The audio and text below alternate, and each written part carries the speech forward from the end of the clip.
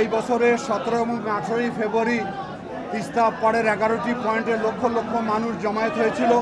সেই জমায়েতের মাধ্যমে রংপুরের 2 কোটি মানুষ উচ্চারিত করেছিল অবিলম্বে তিস্তা মহাপরিকল্পনা বাস্তবায়ন করা হোক।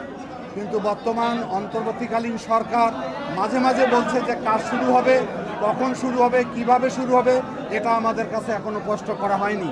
সেজন্য আমরা বাধ্য হয়ে আবারও আন্দোলনের কর্মসূচি ঘোষণা করেছি। আজকে 5 জেলায় আমরা জেলা প্রশাসকের মাধ্যমে প্রধান উপদেষ্টা বরাবর স্মারকলিপি প্রদান করেছি। তারপর আগামী 9 তারিখে প্রত্যেকটি উপজেলায় গণমিছিল এবং সমাবেশ হবে।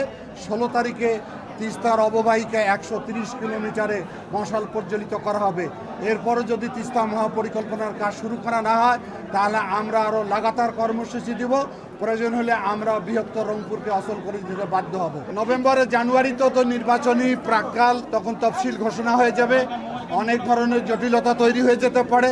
যদি তারা যে আমাদের আভ্যন্তরীণ অর্থ থেকে যে টাকা দিয়ে কাজ শুরু হওয়ার কথা সেটা দিয়ে তো কাজ শুরু করতে পারে, এটাই আমাদের দাবি। এখন যত তাড়াতাড়ি শুরু হবে তত আমরা আশ্বস্ত হয়ে উঠব রংপুরবাসী যে এই সরকার তিস্তা মহাপরিকল্পনার ব্যাপারে অত্যন্ত আন্তরিক এবং সেজন্য আমরা সরকারকে সব রকম সহযোগিতা দিতে প্রস্তুত।